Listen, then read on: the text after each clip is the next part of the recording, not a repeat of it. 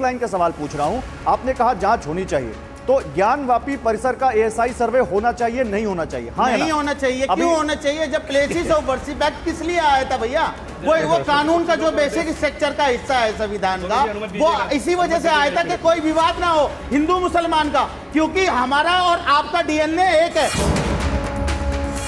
तो इस चीज को देखते हुए हमारा और आपका डीएनए एक है, और इसी वजह से कि हमारा आपस में कोई विवाद ना हो मंदिर मस्जिद को लेकर, इसलिए प्लेसेस ऑफ वर्शिप एक्ट आया था। और मोहन भागवत जी ने बहुत अच्छा बयान दिया था कि आप जो है मस्जिदों में शिवलिंग तलाशना बंद कर दें। ये सारी चीजें जब ओके होल्ड ऑन देवकीनंदन जी, ये जो इन्होंने आखिरी में एक लाइन बोल दी, ये मेरा भी सवाल था। आप संघ प्रमुख मोहन भागवत जी को तो मानते होंगे। देखो, पहले उनसे भी पहले एक और अच्छी बात बोली, आप उस पर क्यों नहीं पूछते हमसे? नहीं, आप उस पर ही बोलिएगा। नहीं, मैं पहले उस पर बोलूंगा। बोल दीजिए, आप उसी बोल दीजिए। इन्होंने एक बात बहुत अच्छी बोली, आई लव इट। वो बात क्या है कि हमारा और इनका डीएनए ये सत्य है। यही तो रो रहे हैं, यही तो रोते आ रहे हैं। ये आगे और न रोना पड़े, इसीलिए ये बहस हो रही है। हमारा और आपका डीएनए एक है, ये सच है। जिस शिव की पूजा हम आज कर रहे हैं, उस शिव की पूजा आपके पूर्वज कर चुके हैं।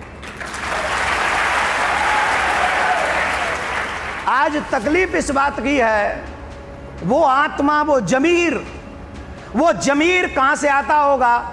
जिस शिव की पूजा हमारे पूर्वजों ने की है, हम उसके ऊपर जाके कुल्ला कर दें, हम वहां जाके पैर धो लें। वो कौन सी आत्मा है, वो कौन सा जमीर है? कम से कम रिस्पेक्ट इसी बात की कर लें कि चाहे हमने धर्म बदल लिया है, पर हमारे पूर्वजों की आस्था का खिलवाड़ 90%। नहीं, वो तो कहते हैं कि वो शिवलिंग है ही नहीं, वो तो फव्वारा कहते हैं उसको। फिर वो काला पत्थर क्या है, जिसको अभी ये काला पत्थर कह रहे हैं, वो क्या है? और मस्जिद में उसकी क्या वैल्यू है? तो किस हैं? मैं नहीं कह रहा काले पत्थर, पर सर अभी तो आप कह रहे थे। मैंने बताया, मैंने कोट करके बताया कि कोर्ट कमिश्नर ने कहा कि काला नुमा एक पत्थर मिला। काला नुमा, और आपको ये भी पता होगा कि काला नुमा पत्थर हमारे यहाँ शिवलिंग होता है। तो आपको सर ये भी पता होगा कि शिवलिंग में छेद नहीं होता, और है उसमें 64 सेंटीमीटर सलाई डाली गई, तो वो 64 सेंटीमीटर तक नीचे गई। तो मैं ये बताना चाह रहा हूँ, और जिस दिन से ये पता लगा मुस्लिम समाज को कि भाई वहाँ ये इनकी आस्था है हिंदू समाज की, तो वहाँ पे उस दिन से जो है, जो वहाँ पे वजू थी, वो वजू होनी बंद हो गई। बाहर वजू हो रही इसी वजह से हमारे भाइयों को करवा दी गई, बंद नहीं हुई, करवा दी गई, कोर्ट ने बंद कराई है। आप गलत तथ्य प्रस्तुत मत कीजिए। नहीं, गलत नहीं कह रहा मैं, कोर्ट ने बंद कराई है। कोर्ट ने भी बंद कराई है, तो मुस्लिम पक्ष नहीं गए है ना वहां पर के, खुलवा दीजिए उसको, और एक बात अलग से इंतजाम करवाया। एक बात बताइए, हम आज ही बहस करना बंद कर देंगे, आज ही। आपकी कौन सी मस्जिद की तरफ नंदी जी बैठ के अल्लाहू कर रहे हैं?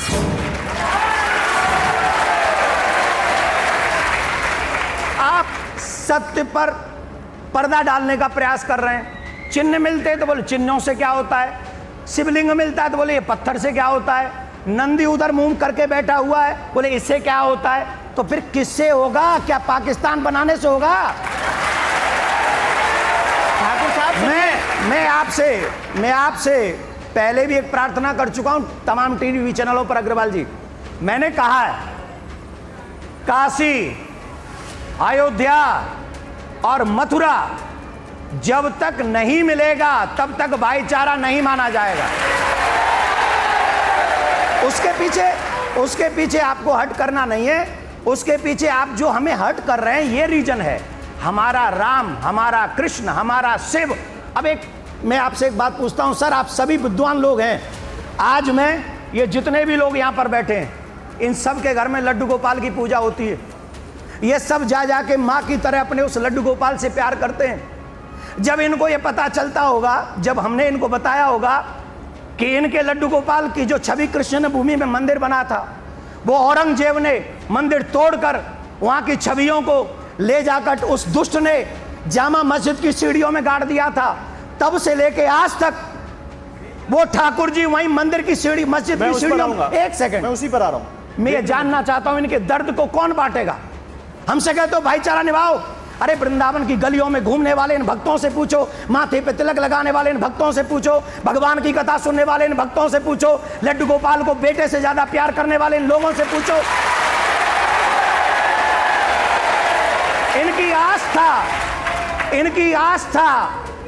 इनकी आस्था का जवाब अपमान नहीं हो सकता। नहीं, लेकिन देखिए नंदन जी, सवाल मेरा संघ प्रमुख मोहन भागवत के उस बयान पर भी था।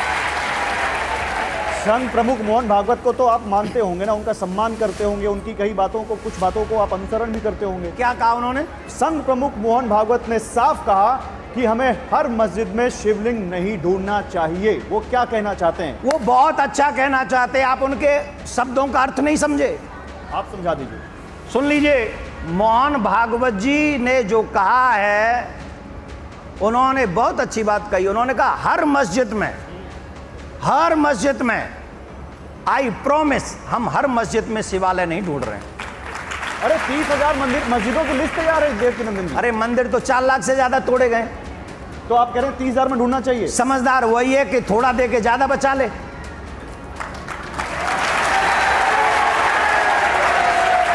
समझदार उसी को कहते हैं थोड़ा दे के ज्यादा बचा ले।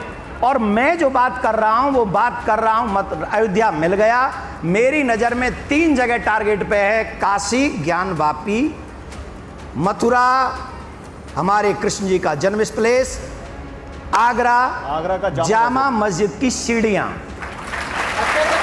और रंगरेज आपकी आस्था है, जैन और बुद्ध समाज की आस्था नहीं है। आपने उनके कितने लाखों मंदिर तोड़ दिए, आपने कितने उनके मंदिर तोड़ के अपने मंदिर बनाए हैं। उनकी आस्था, स्वामी प्रसाद मौर्य का बयान है, उन्होंने कहा अगर इस देश में अगर यही बात होने लगी कि हमारे मंदिर उन्होंने तोड़ दिए, हमारी मस्जिद उन्होंने तोड़ दी, तो ये देश तरक्की नहीं कर सकता कभी। वहां सुनिए, ये विश्व गुरु कभी नहीं बन सकता जब तक हमारे देश में हिंदू मुसलमान की बात होती रहेगी, मस्जिद मंदिर की बात होती रहेगी, शमशान कब्रिस्तान की बात होती रहेगी। बात होनी चाहिए अच्छे रोजगार की, अच्छे हॉस्पिटल की, अच्छे विकास की, लोगों की इकोनॉमी अच्छी होनी चाहिए।